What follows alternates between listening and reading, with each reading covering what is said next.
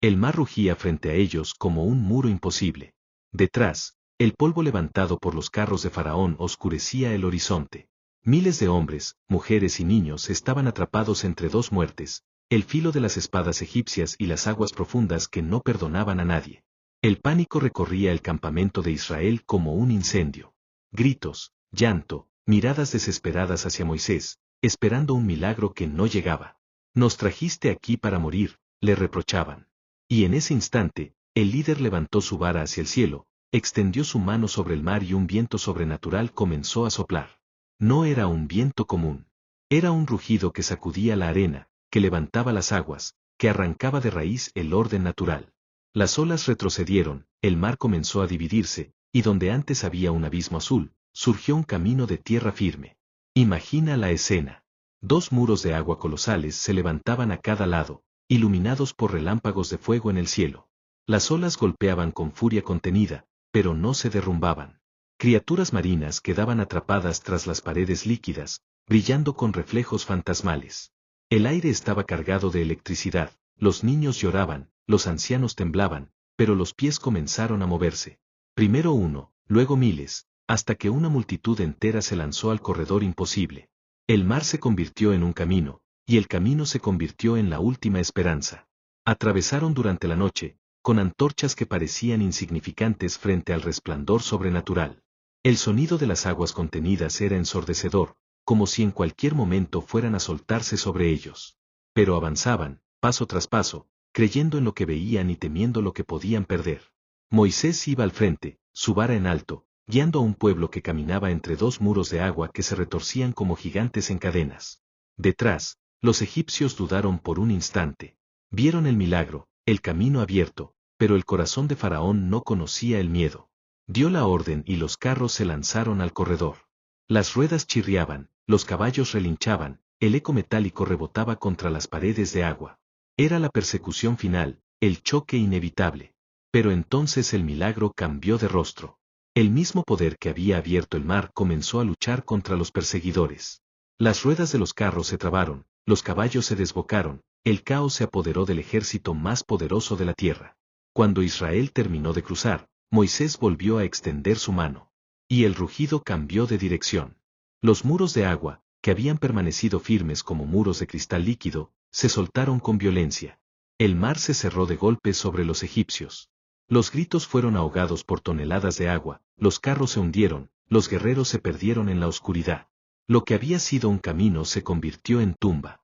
Cuando la marea se calmó, no quedó ni uno solo de los perseguidores. El amanecer encontró a Israel al otro lado, con los pies cubiertos de barro y los ojos inundados de lágrimas. Habían visto lo imposible. Habían pasado del borde de la muerte a la certeza de la vida. Y en ese momento, un grito de victoria se levantó entre la multitud. Miriam tomó un tambor y las mujeres danzaron, los hombres cantaron, y todo un pueblo proclamó: el caballo y su jinete arrojó al mar. No era solo una canción, era la memoria de un día en que el océano se partió en dos y la esclavitud fue devorada para siempre. Pero aquí empieza el misterio. ¿Qué fue lo que realmente ocurrió? ¿Un milagro absoluto, un fenómeno natural, o algo más? Los escépticos han buscado explicaciones durante siglos. Algunos dicen que pudo ser un tsunami provocado por un terremoto, que retiró las aguas momentáneamente y permitió el cruce antes de que regresaran con furia. Otros hablan de un fenómeno llamado set-down provocado por vientos huracanados, capaces de empujar el agua hacia un lado y dejar seco el lecho por unas horas. Incluso hay teorías sobre erupciones volcánicas en el Mediterráneo que desataron maremotos y crearon el escenario perfecto. Pero ninguna de esas hipótesis explica los detalles. Porque el relato no habla de un charco que se secó, sino de muros de agua, de un corredor estable donde miles caminaron durante horas, de un ejército atrapado y destruido en el momento exacto en que el mar regresó.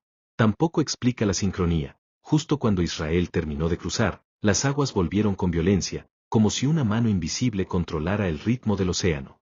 Algunos arqueólogos aseguran haber encontrado restos de carros egipcios en el fondo del Golfo de Suez, incrustados en corales, con formas que recuerdan ruedas y ejes. Aunque los críticos dicen que son formaciones naturales, las imágenes alimentan el misterio.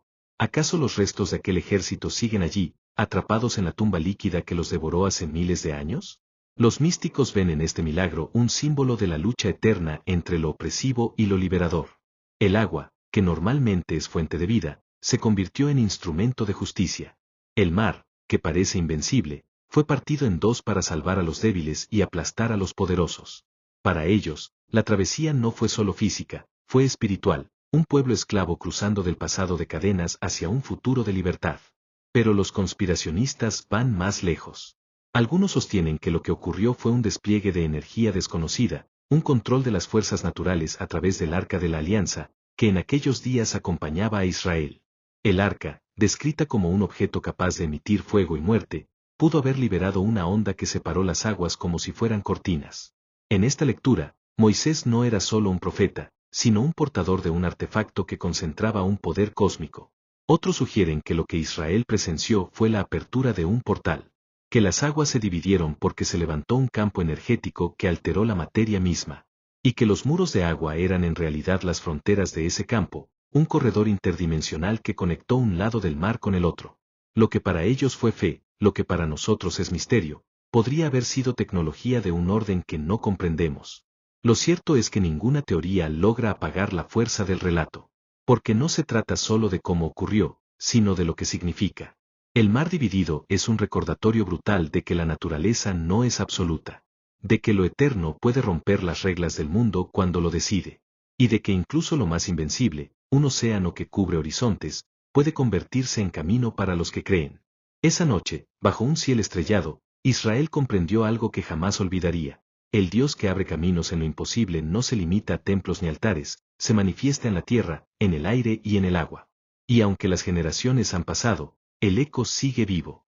Porque cada vez que el hombre se siente atrapado entre enemigos y abismos, la memoria del Mar Rojo resuena como un rugido. Hubo un día en que el océano se partió en dos, y la libertad nació en medio del caos.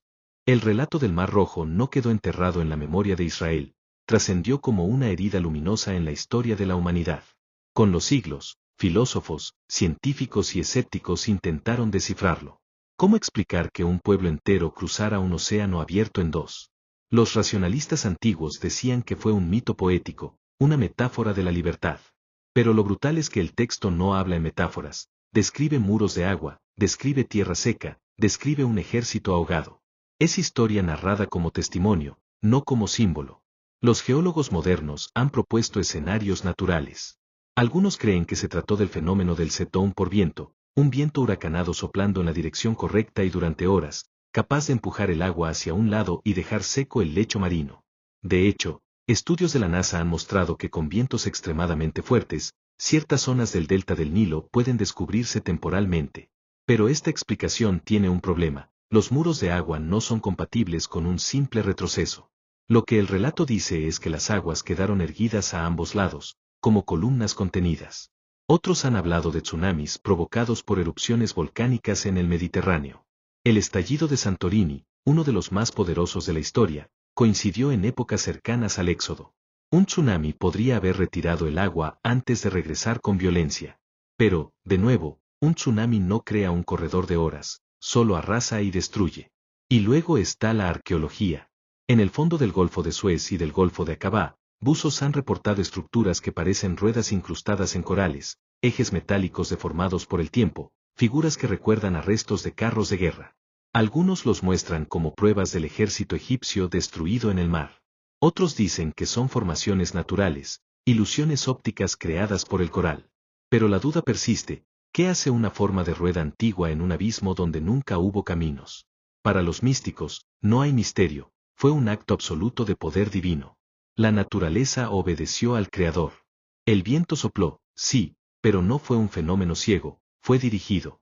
El mar se abrió, sí, pero no por azar, lo hizo al compás de una vara levantada. Para ellos, el Mar Rojo no es un enigma científico, es un recordatorio de que el universo entero se pliega ante la voz de lo eterno. Pero las lecturas conspirativas pintan un cuadro más oscuro. Algunos sostienen que Moisés no actuó solo con fe, sino con un artefacto desconocido, el Arca de la Alianza. Aunque el texto lo menciona después, hay quienes creen que ya estaba en su posesión. El arca era descrita como capaz de emitir fuego, matar con una descarga y abrir caminos imposibles.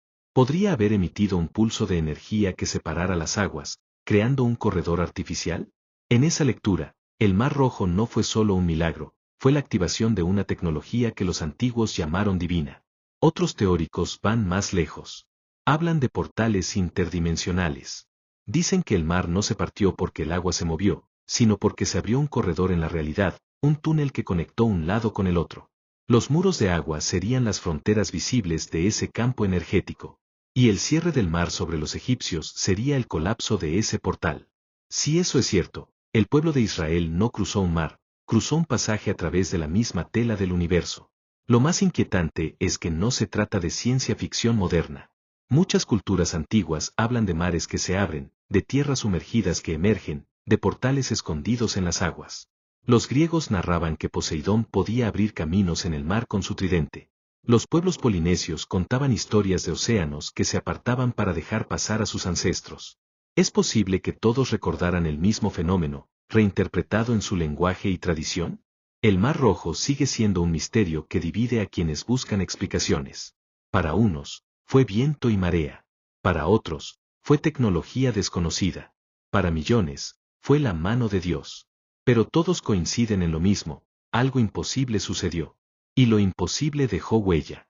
Cuando el pueblo de Israel pisó la orilla segura, comprendió que no solo había cruzado un mar. Había cruzado una frontera entre el pasado y el futuro.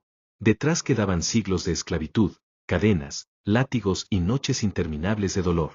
Delante se abría un desierto incierto, pero también una promesa, la libertad. Lo que habían visto con sus propios ojos era imposible de negar. Ya no eran un grupo de esclavos huyendo a oscuras. Eran testigos de un poder que rompía las leyes del mundo.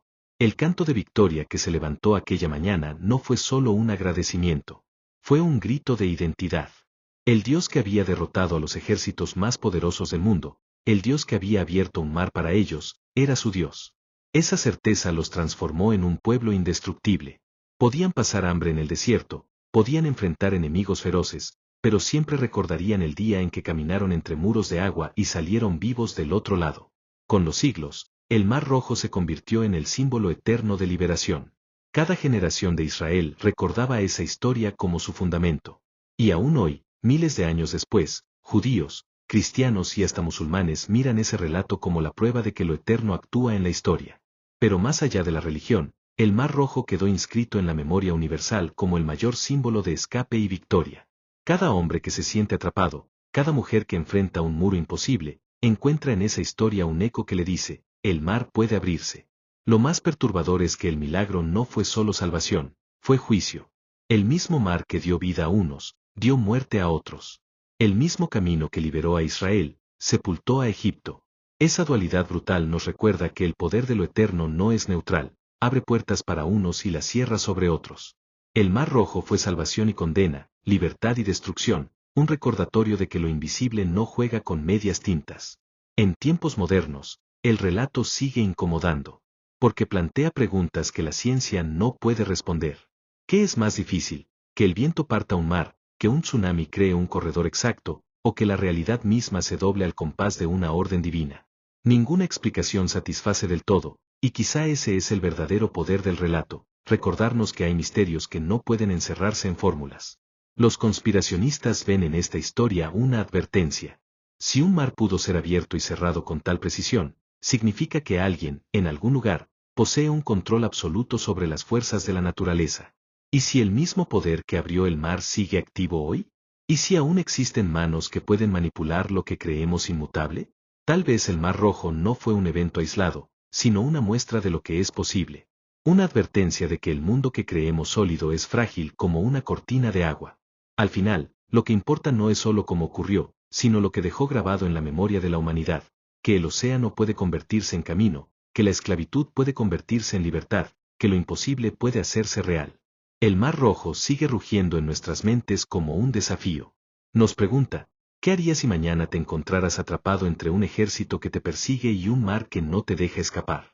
¿Tendrías el valor de dar un paso creyendo que el mar se abrirá? Esa es la fuerza eterna de este relato.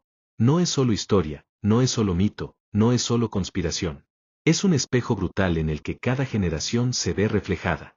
Porque todos, en algún momento, hemos estado con los pies en la arena, mirando un mar imposible, esperando que ocurra lo impensable. Y la memoria del Mar Rojo nos grita que sí, puede ocurrir. Porque hubo un día en que las aguas se levantaron como muros y la libertad nació entre las olas. Y ese día sigue vivo, no solo en los textos antiguos, sino en cada corazón que se atreve a creer que el océano puede abrirse una vez más.